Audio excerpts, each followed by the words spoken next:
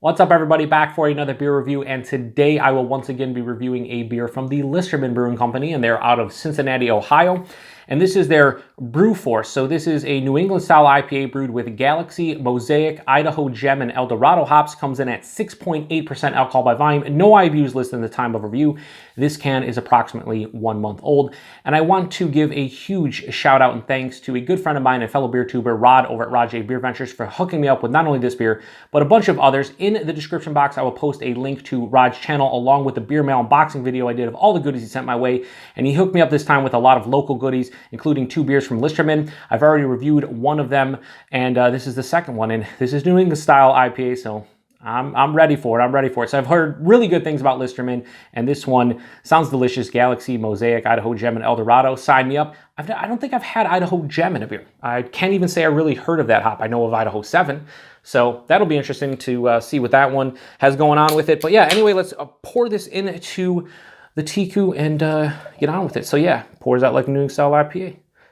I don't think you expect much more from a beer when it kind of looks like that. So anyway, yeah, it pours out this really, really dull, like yellow-orange color.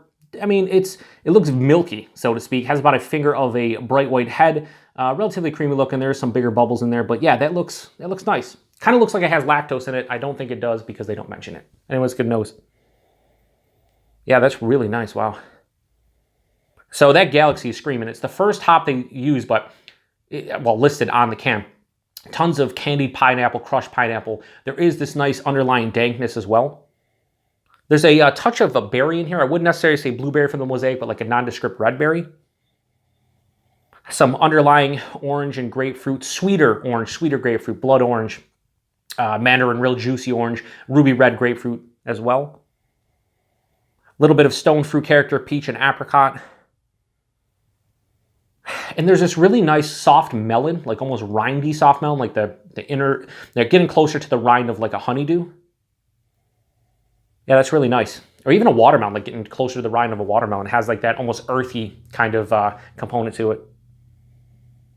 Yeah, really nice qualities of this beer in the nose. It's kind of all over the place, but not in a bad way. It's like each sniff I go back for, it's like there's something different, which is cool. It doesn't smell like it's going to be overly sweet. It has like a sweet sensation to it, but at the same time, that dankness, that little bit of earthiness and rindiness from melon, it seems like it might have a nice balance between everything. Anyway, it smells pretty damn delicious, so let's get into it. Cheers, everybody, and thanks again, Rod.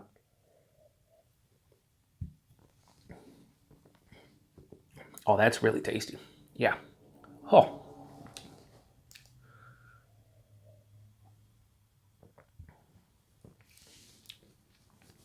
Definitely a lot of Galaxy in here. That crushed candy pineapple for days. I'm getting passion fruit. I get that a lot of times with Galaxy, but I wasn't getting the nose here, but a lot of like juicy passion fruit. There's this big herbaceousness to this one. I'm not even gonna call it a dankness. There's an herbaceous, like almost like herbal / grassy component to the taste. It was leaning more towards the earthy / dank side of things in the nose, but kind of flipped the script in the taste, and yeah, more of like an herbaceousness to the taste. Body, straight up medium, maybe slightly higher side of medium, so appropriate for 6.8%. It does have a really nice mouthfeel to it. Soft, smooth, slightly creamy. There's a little bit more carbonation than I'm accustomed to in New England-style IPAs, but that's fine by me. Very easy to drink at 6.8%. You could crush a ton of these, get in trouble. So the first thing that kind of hits me up front, crushed pineapple, that juicy passion fruit I wasn't getting in the nose. Then you start, as it passes through the palate, you're starting to get a little bit of malt sweetness there, a little bit of like bready, crackery malt component.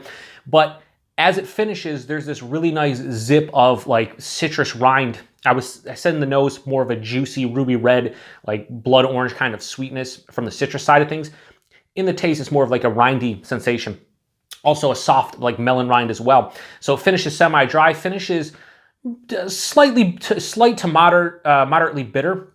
It's not really bitter, it's more dry than anything, but this is not going to be overly sweet. Because of that dryness, I could drink a ton of these, and it wouldn't weigh on my palate. It wouldn't fatigue it at all to the point where it's like, okay, it builds up too much sweetness or too much bitterness or too much dryness. It has a nice dryness to balance out that sweetness, and it makes it infinitely more drinkable and enjoyable.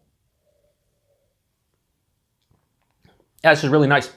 So this is like my first true like New England style IPA from Listermann. I did their Don't Talk Shit About Norwood, which was their American Pale Ale, which was like an older just American Pale Ale, like in the vein of a Sierra Nevada Pale Ale or something. This is more to the, true New England style. And I must say that I am really enjoying this. This is close to the level of the Trillium's Tree Houses, other halves and whatnot. It's kind of in that vein. I don't think it's as robust as that, and maybe not as as Paul over PA Brew News would say, bombastic or just bold, pungent.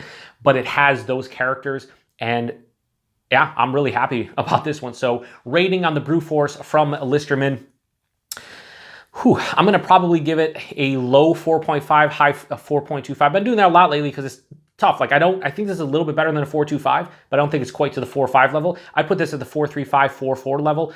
This is really good. Definitely up there with some of the best that I've had, certainly since it's the first offering from them. So I want to try more from Listermann. I want to try more New England style IPAs. I want to try just more of the beers in general. I just want to see, what kind of brewers there are. From the two I've had, they've done the styles justice, and this is definitely my favorite of the two.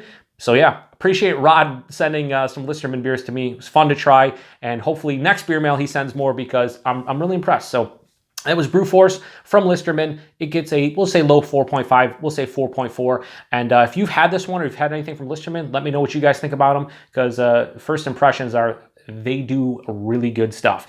Anyway, appreciate you guys stopping by for another beer review. I also want to say, I don't think I mentioned 6.8, and I might have, but really not tasting any alcohol here. Like I said, this drinks like a sub 6% beer, which is kind of incredible.